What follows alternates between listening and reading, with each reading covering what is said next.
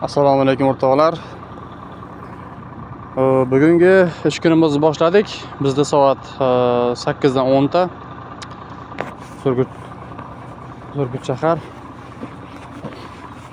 Xo'p, ertalab ekskavatorimizni, kech payt ish tugagandan keyin ekskavatorimizni strelasini mana shu holatda yotqizib ketsak yaxshi bo'ladi, chunki nimaga deganlaringda mana shu holatida barcha silindrlar yopiq bo'ladi. Yuqoridagi rukayatga javob beradigan silindr ham, qo'shga javob beradigan silindr ham yopiq bo'ladi. Strelani o'ziga javob beradigan ham yopiq. Shunaqa. Maqsad shundan. Xo'p, bizda endi men nimani ko'rsatmoqchiman? Mana bu hozir ishlab turibdi. Katta yo'lda ko'rsatmoqchiman PJDni. Har kun mana sovuq kunlarda motorni o'zini qizdirib beradigan har bitta ekskavatorda bo'lishi kerak bo'lgan katta yo'lni ko'rsatmoqchiman. Mana shu PJDni hozir men buni olib qo'yaylik, sal vidno bo'ladi. Xo'sh, bu hozir samostoятельно ishlayapti. Mana ovozini eshityapsizlar, chiqillab. Bu yerda motor kichikroq motorchasi bor.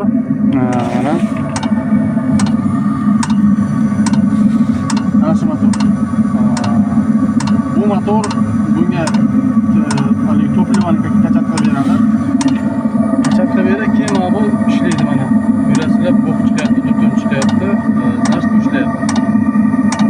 Xo'p, buni men hozir keldim. O'zim samostoятельно kelib qo'lim bilan qo'shganim yo'q. Xo'p, bu o'zi как будто budilnikka qo'yganman har kuni. Как будто budilnikda soat 8 dan ровно 8 da bu ishlab ketadi. Qanaqa bo'ladi? Xo'p, buni taymeriga kirish uchun do'stlar, bu yerda knopkalar bor. Buni oldinroq ham bizni kuzatib boradigan do'stlarimiz bilishadi, buni qanaqa qilib yoqishni ko'rsatib berganman. Hozir ish jarayonida bunga tegish kerak emas, chunki hozir bu ish jarayonida mana hop tashqarida hozir -20. Buni o'zi haligisi ichki harorati -10. Hozir danniy moment -10 da. Texnikani o'zini. Ko'ryapsizlar, kuchayib ishlayapti.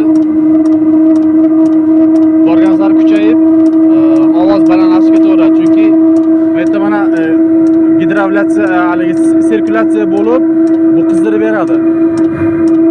Mashina haligisini ichkaridagi maslalarini, antifrizlarini bu qizdirib beradi. Xo'p, buni vazifasi shu, do'stlar. Bu endi pultga kelsak. Pultga mana ko'ryapsizlar, tushib ketyapti haligi ichki harorati, chunki bu qizyapti. Bu qizdirib beryapti. Xo'p, bu pult hozir ko'rsatmoqchi edim. Bu pultga holatcha teginish mumkin emas, chunki ish jarayonida. Bunga teginish mumkin emas. Xo'p, do'stlar, mana shu holatda ishlaydi. So'raganlar bo'ldi. -20, -30, -40 bo'ladi sizlarda. Qanaqa qilib texnikani qizdirasizlar? Bir xil payti yonmay qolishi mumkin deganlar bo'ldi. Biz mana shu holatda qizdiramiz. Endi buni PJD katta yo'lda prostoy varianti ham bor. Prostoy varianti oddiy ikkita knopka bo'ladi. Ikkita knopkani bittasini bosib qo'yiladi.